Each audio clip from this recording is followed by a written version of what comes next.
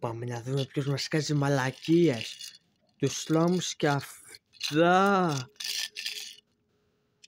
Ναι. Το σοκλείο κάνεις Ελισάβετ. Ναι.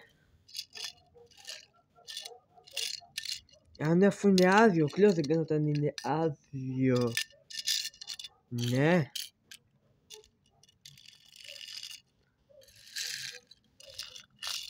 Όπα, κάτι πετάγεται. Κάτι θα πεταχτεί από εκεί μέσα, από τις καλαμέλες. Φοβούμαι. Δεν φοβόμαστε. Γιατί είμαστε ομάδα και η ομάδα που δημιούργησα εγώ για να σάταμε τη Ελισάβετ. Λοιπόν, κάτι θα πεταχτεί τώρα. Λέει Ελισάβετ!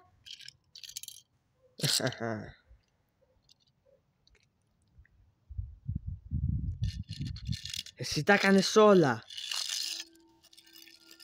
Πάλι ο βλαμμένη.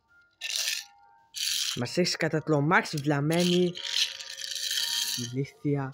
Καλιόλα είσαι. Καλιό Ελισάβετ.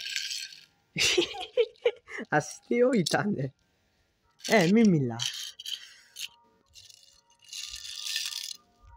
Τι θέλεις εσύ Τζέλπ? Να μην με σλωμάζεις. Και τι έχεις βάλει και μας παγώνει? Το έχω βάλει πολύ τέλμα τα παγωμένα συσκευές. Το έχω βάλει παντού, ανεμιστήλες έχει βάλει. Ναι, έχεις βάλει ανεμιστήλες. Πάμε στο κάσλο. Η πουτάνα το έκανε.